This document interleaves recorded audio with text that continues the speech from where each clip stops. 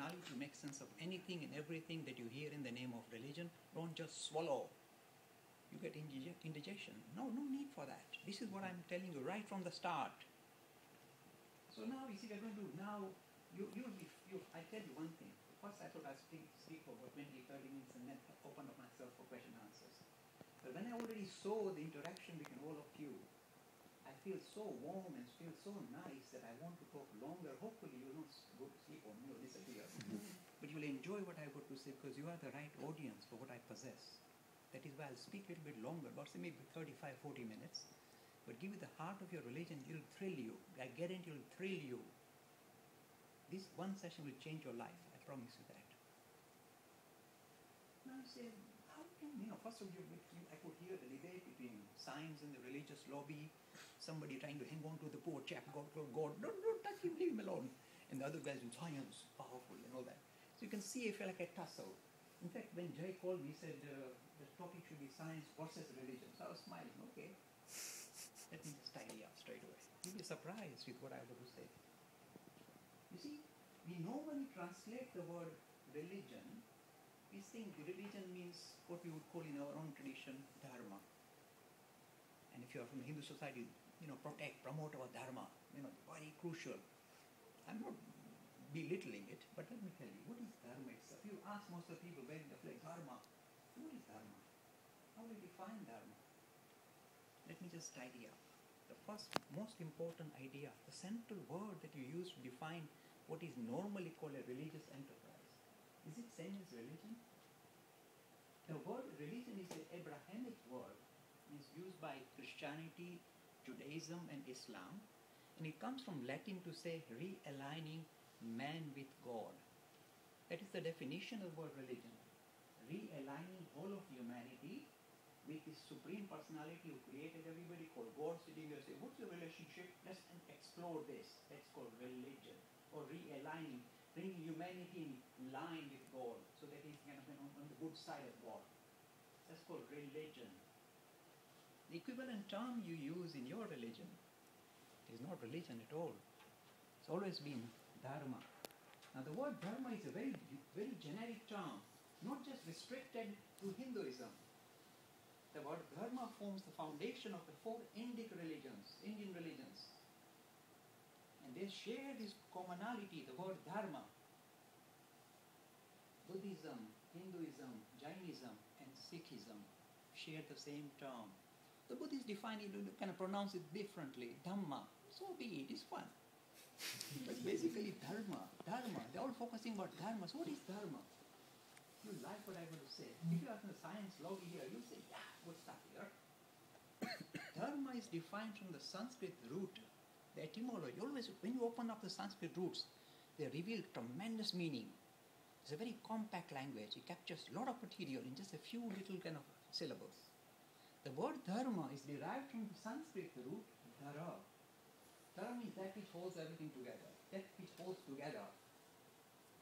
So the enterprise of dharma is not relating humanity with God at all. It doesn't mention the word God.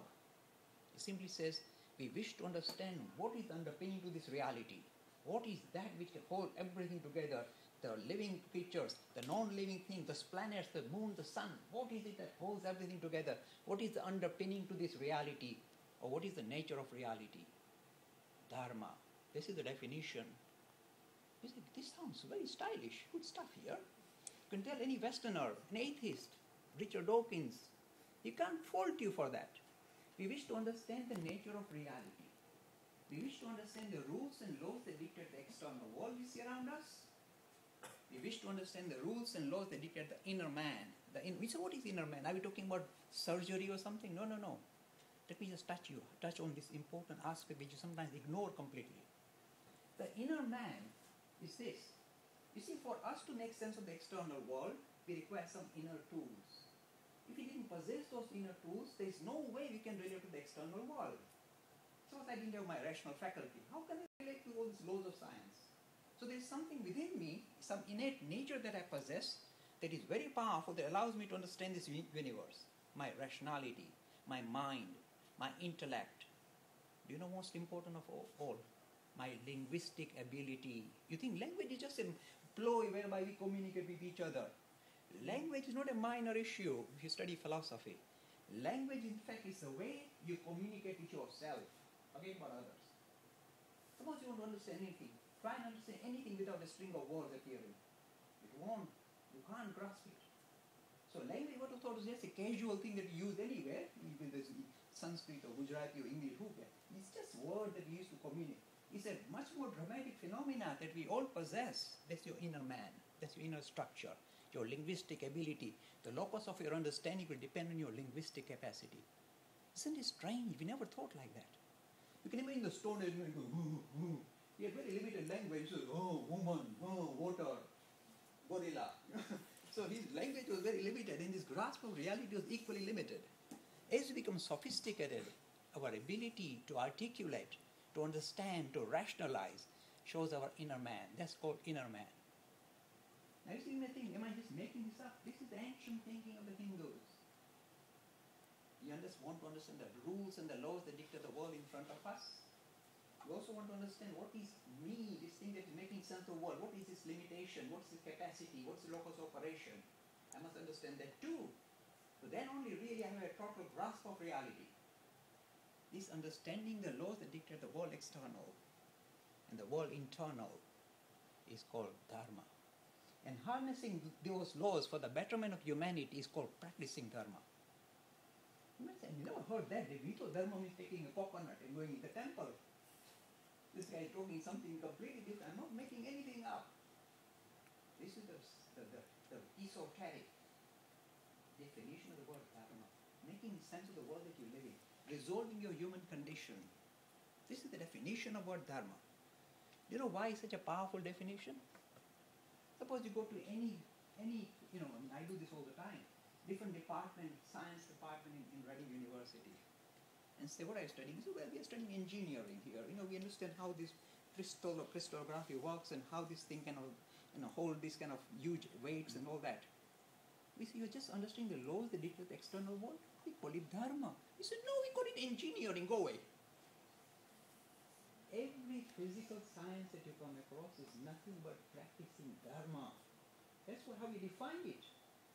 You don't bring in this chap for God in it. You're talking what is the nature of his reality. You should understand that and harness it for our betterment. That is the definition. That is why in the same term dharma you can have Buddhism. Is there a supreme personality? Hello chaps, I'm here sitting from the heaven watching you. There's no God in Buddhism. Jainism, there is no creator God. See, the same religion producing variety of approaches in understanding and resolving the human condition without a reference to some supreme personality. I'm not here to hurt God, by the way. I'm just showing the depth of vision of this Hindu tradition. So this is, if you like. So now if somebody says science versus dharma, I said, no. Science is dharma. The soft science that you talk about, suppose you study psychology or anthropology or social sciences, this would fit very well with the definition of word dharma. We are trying to understand the human condition. How does the individual operate? How does his emotions and his drives work with greater society or within family? Oh, it's called social science, social kind of, tweaking the social, that's called dharma too. This is the broad definition of word dharma. It incorporates the hard science as well as the soft sciences and reconciles them. It's so well thought out. So straight away, if somebody said, we want you to decide whether you vote for science or whether you vote for religion, you say, my friend, I see they are saying, as far as we are concerned, they're saying. We're using different ways of relating to the idea of what are these worlds. You see, look, when you see some of these Upanishadic texts and some of this poetic literature, always be careful. You see, they were trying to give expression to things which are very subtle, which even modern science struggles with. They were trying to give expression using the best language or linguistic word they had. That was mainly poetry. This poetry allows you to have a deeper glimpse of reality. They were just falling back on poetic kind of gestures to explain the creation. So many of this stuff that you heard was more a poetic gesture to a deeper insight into the nature of reality. I'm just giving you kind of a brief idea straight away about why science and Hinduism is no difficulty. To the contrary, there is nothing, you see, if you are a true Hindu, if science says this is real, we have proved this, If you say I disagree, that means you are not